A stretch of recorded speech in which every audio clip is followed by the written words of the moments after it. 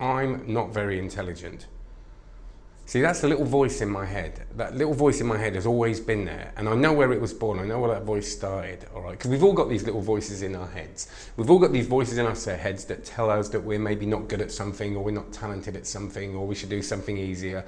And we've all got different ones. Most of us have got a chorus of voices that pop up every now and then, and they sort of give us that sort of limit our self-belief, and that's kind of part of being human, I think, and part of upbringing, and to me it was definitely part of my schooling. Okay, so at a very young age I had this thing in my head that I wasn't academic, and what comes with that, or came with that, was this idea that I wasn't very intelligent, because intelligence to me was academic intelligence, and that's what I was brought up to believe.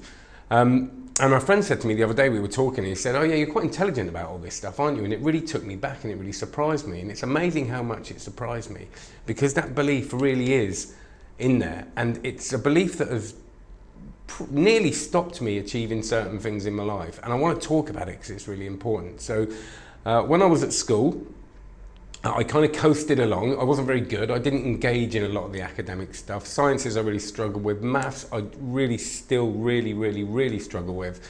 And English I really struggled with. Now, interestingly, English, I love reading and I love writing, and with English I struggled with it because I was put in the lower sets in English, which meant you could only get like a C, D or an E, which meant you didn't do any literature or anything like that. It was mostly people sort of sitting around writing what they did over the weekend, and my English was taught by a PE teacher. It wasn't even any, do you know what I mean? I'm not saying you couldn't do both, but this was clearly someone that couldn't do both.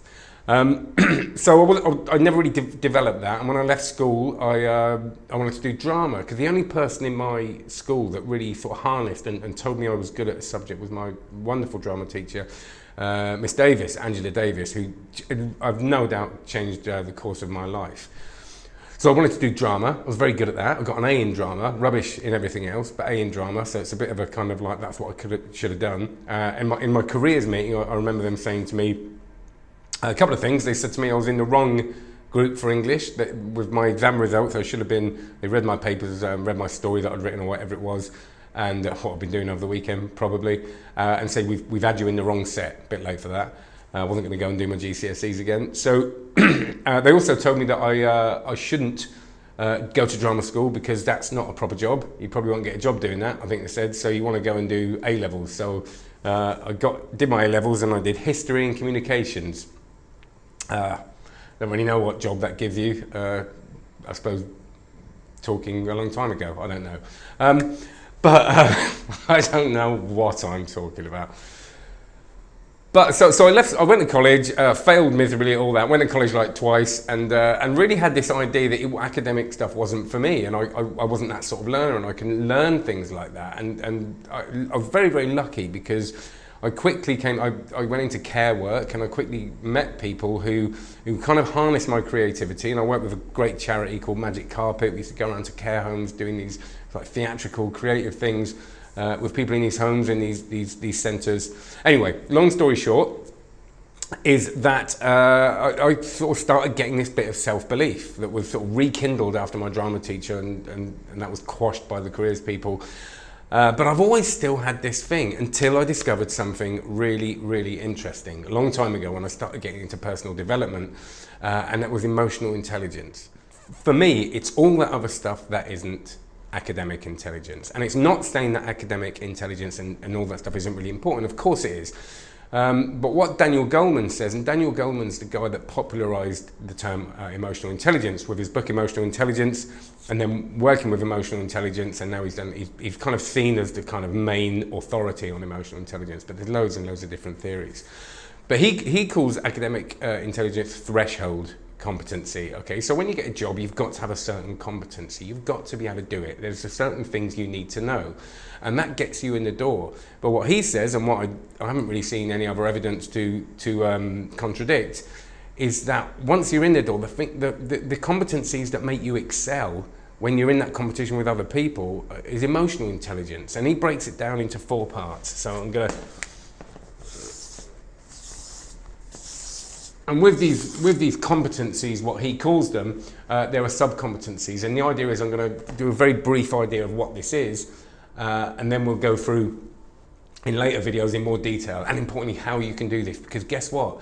Emotional intelligence, evidence says, is a learned thing, as normal intelligence is. I know you're going to have talents and you're going to have things that you find easier than others, but the point is that when I discovered this, I realised that this was where I was veering towards. It wasn't that I was grossly emotional intelligent, it was just that that was where my kind of centre of gravity was. That was where I felt more comfortable. So that is what I wanted to develop. And with that, funnily enough, came the ability to develop my academic intelligence, because it was all about mindset and the relationships I had with people and the way I learned and understanding myself. So following from that, the first competency is self-awareness.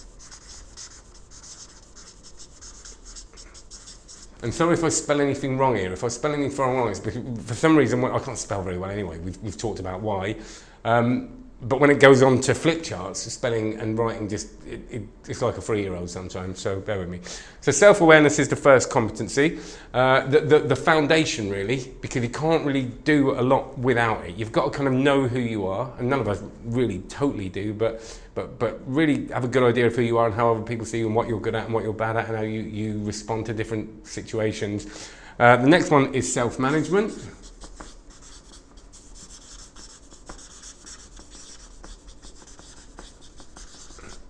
Okay, and that's managing our emotions, and once we've got the understanding of them, how do we manage them and how do we put them in the right context and work with them. The other one is social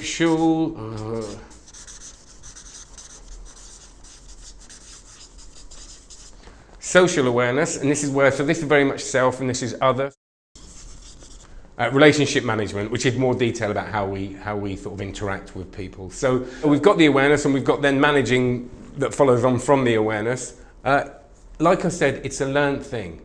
And there are loads and loads of sub-competencies within these that we can actually work on, and practical things we can do to enhance ourselves. Now, for example, you know, when I said I veer towards this, I'm still, you know, there's a lot of stuff I've got to work on. I've always got to work on my self-management, because my emotional management sometimes is very tough to deal with. If I'm feeling some sort of, because I'm quite an emotional person, if I'm getting some strain emotionally, I then find it hard to work properly. So I've had to put loads of work into that, and I'll share all this stuff with you. Again, relationship management, I've had to put a lot of work in because I've become a little bit of a hermit sometimes. And this is, you know, you can't really excel without this stuff. You can't do it all on your own.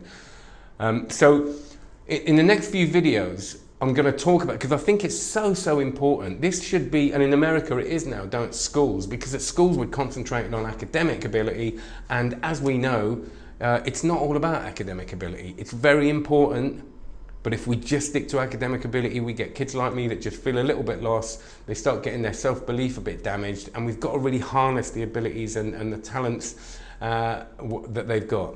Okay, so there it is, emotional intelligence in a nutshell. We're going to go into loads more detail another time with this, but have a great day. And please do subscribe to my list, because if you're on the Facebook page and stuff, sometimes you won't get notifications. So just go to getgoodатstuff.com, getgoodatstuff.com. I'll put a link, it'll be at the end, but I'll put a link in it as well.